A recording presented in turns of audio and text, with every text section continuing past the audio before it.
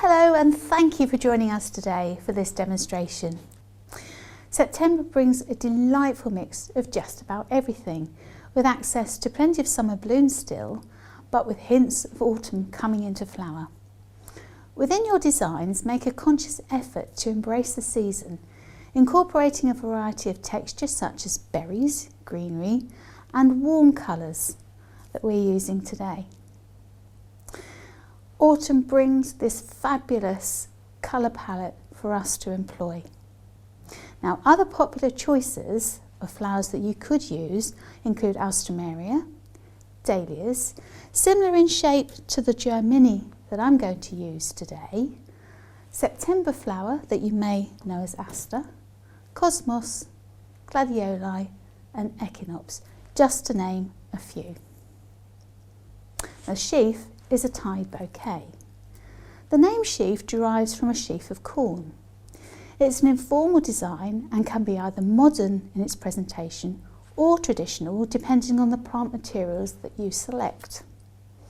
Now, it's the perfect choice for a green burial, providing decomposable products are used to create the bow or tying points such as raffia, etc. So let's get started. So first I'm going to create the foliage support. So starting with my piece of eucalyptus. Now you want something that's relatively supportive and strong. And then I'm going to reinforce that initial stem with 2 pieces of Soft Ruscus either side. So you can see you've got that lovely solid base on which to place the flowers.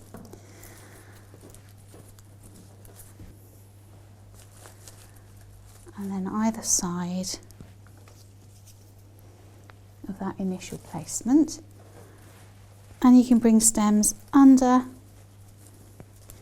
and over to spiral the stem. So you can see how we're getting that spiral format started there. And try and keep that binding point clean and make sure that it doesn't travel. Keep it in one position. Now, as with all design work, try to use the smaller, more delicate, less developed flowers at the extremes of the design, keeping the more open, developed, brighter blooms focally. That helps to give actual and physical weight to the design, but also emphasises the focal area.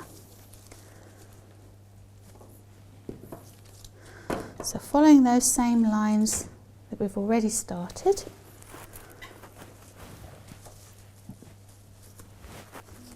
tucking the stems in and around the foliage,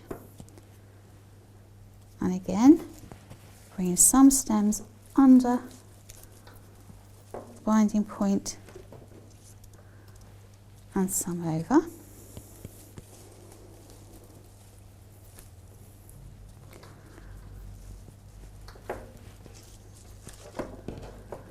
Next I'm going to add some Calla lilies.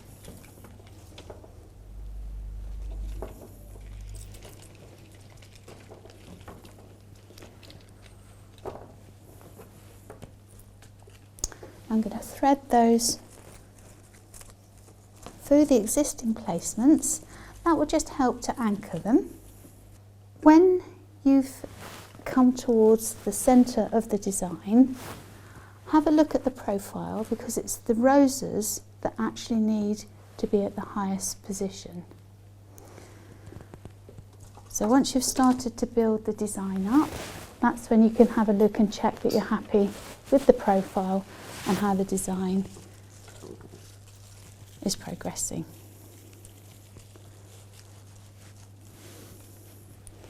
See how the Anigozanthos adds brilliant texture to this design with those gorgeous green buds.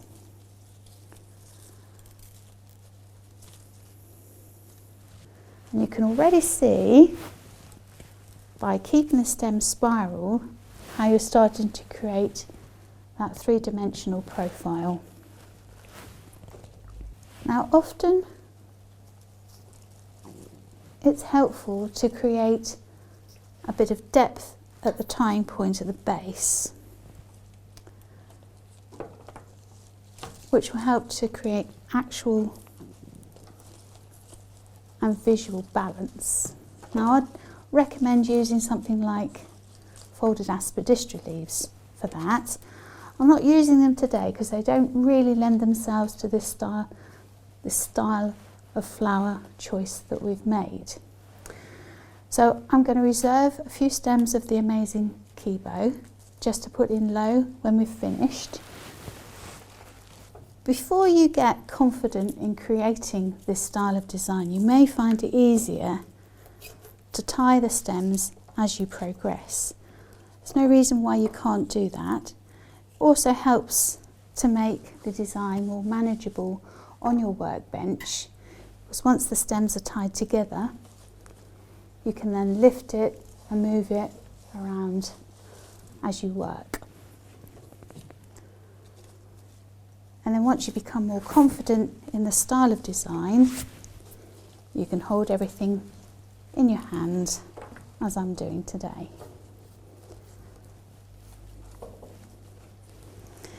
Now you may also find it easier as you approach the end of the design to hold it over your workbench so that you can bring the stems in vertically.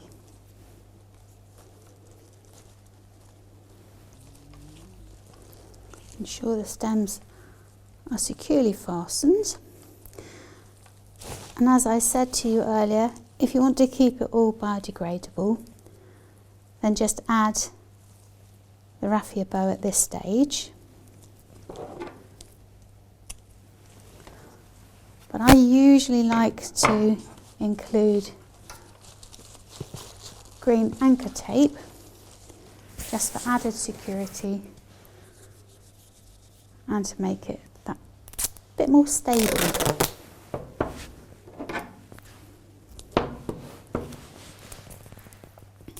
Now this can obviously be put into a bucket of water overnight and stored, and then you can finish the handle on the day of delivery. Do ensure that you make sure that all the stems reach the water overnight and dry off the stems before delivery.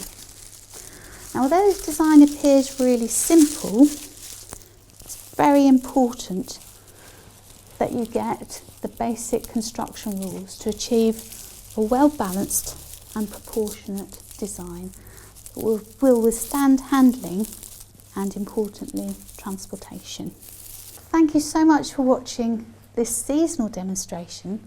I hope you've gained an insight into the mechanics and techniques involved in making a funeral sheaf. And I hope it's given you inspiration to use the combination of flower varieties used in this construction. Now for any questions on the design, please don't hesitate to comment in the section below. Thanks again. I'll see you again for another tutorial. Bye for now.